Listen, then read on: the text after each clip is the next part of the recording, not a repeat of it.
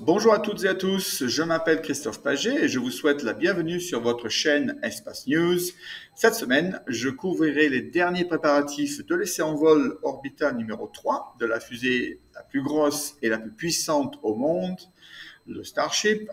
Un petit rappel à nos astronovices sur la planète Mercure, des développements à la station spatiale chinoise, suivis des lancements de la semaine.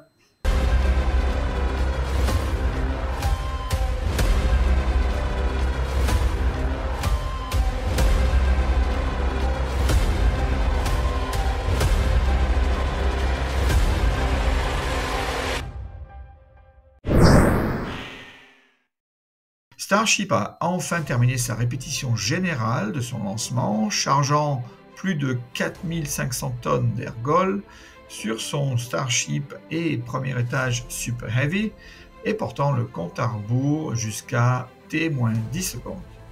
L'essai en vol orbital numéro 3 devrait avoir lieu au plus tôt le 14 mars selon SpaceX.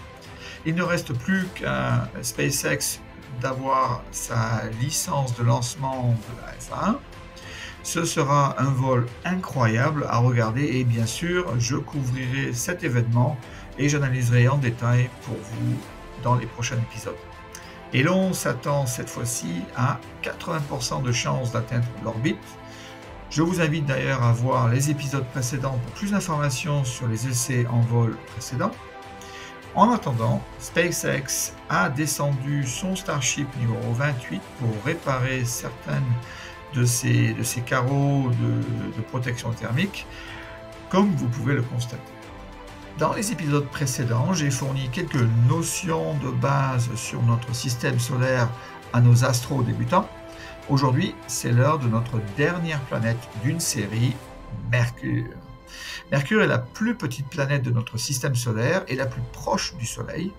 Elle n'est que légèrement plus grande que la Lune terrestre et représente un peu plus de 1/3 de la largeur de la Terre. Sa surface est recouverte de dizaines de milliers de cratères d'impact, comme vous pouvez le voir sur votre écran. Pour vous donner une idée de la petite taille de Mercure, la meilleure façon de le montrer est d'utiliser l'image du Soleil avec le passage de Mercure en bas à gauche. Il se trouve à 58 millions de kilomètres du Soleil, soit environ 40% de la distance Terre-Soleil, également appelée unité astronomique, en moyenne. Pourquoi en moyenne? C'est parce que l'orbite de Mercure autour du Soleil est en fait très elliptique.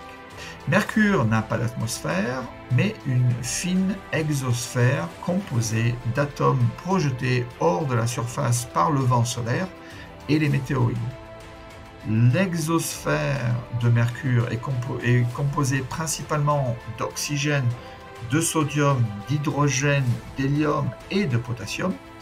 N'ayant pas de dioxyde de carbone, l'exosphère de Mercure ne crée pas d'effet de serre et donc est étonnamment plus froide que sa voisine plus éloignée, Vénus, qui possède en effet une atmosphère riche en CO2. La surface de Mercure peut être aussi chaude que 430 degrés Celsius pendant la journée et aussi froide que moins 180 degrés Celsius pendant la nuit, probablement trop extrême pour que les organismes puissent s'y adapter et donc peu propice à la vie.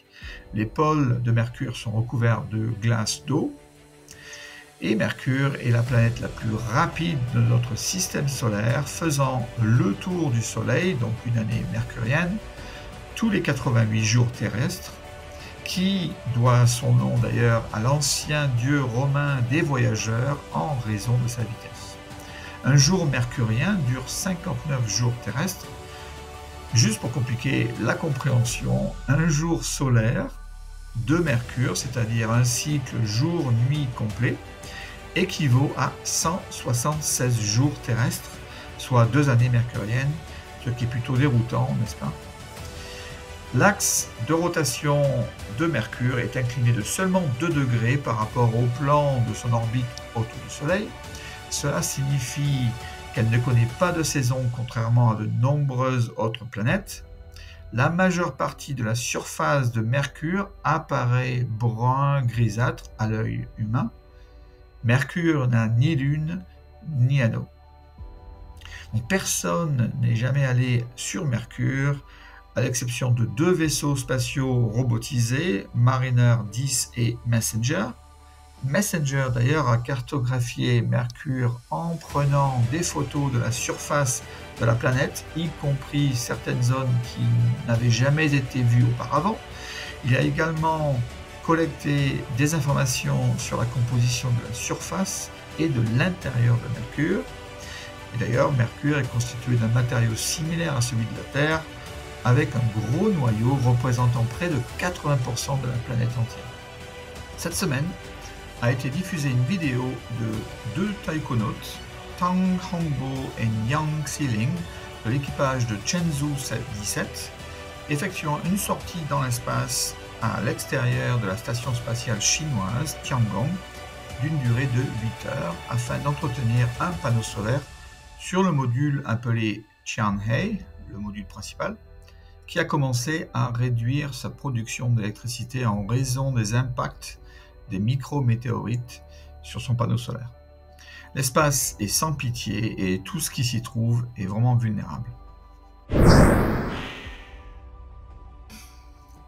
Lundi 4 mars, c'est à nouveau le moment d'envoyer depuis le complexe de lancement spatial 39A du Kennedy Space Center en Floride un autre équipage vers la Station spatiale internationale, la mission Crew 8 ou équipage 8, avec le commandant de la NASA Matthew Dominic, le pilote de la NASA Michael Barrett, qui possède d'ailleurs beaucoup d'expérience spatiale, ainsi que le spécialiste de mission Roscosmos Alexander Grebenkin et la spécialiste de mission NASA Janet Epps à bord d'une Falcon 9 et sa capsule Dragon Endeavour.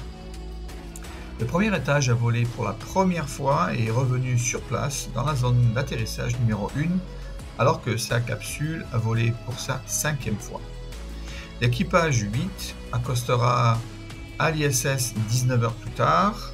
L'équipage restera environ 6 mois avec un bref passage de relais avec l'équipage 7 qui partira dans environ une semaine. L'équipage mènera plus de 200 expériences scientifiques et démonstrations technologiques, y compris de nouvelles recherches pour préparer l'exploration humaine au-delà de l'orbite terrestre basse et bénéficier à l'humanité sur Terre.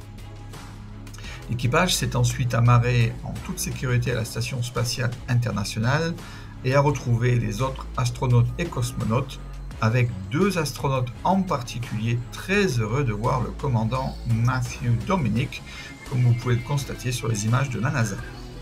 Le même jour, une autre Falcon 9 a pris son envol avec sa 10e mission dédiée au covoiturage sur petit satellite appelé Transporter 10 avec 53 vaisseaux spatiaux à bord depuis le Space Launch Complex 4 East à la base spatiale de Vandenberg en Californie. Tous les satellites ont été lancés sur 2 orbites héliosynchrones sous un angle similaire autour d'une inclinaison de 98 degrés à une altitude de 515 km et 590 km.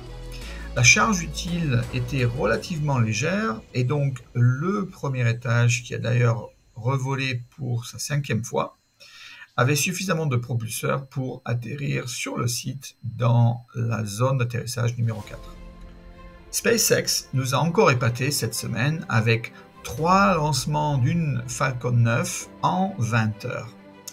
Ce lancement était cette fois-ci pour une autre mission Starlink appelée Groupe 641 avec 23 satellites Starlink V2 Mini pour une orbite terrestre basse circulaire habituelle.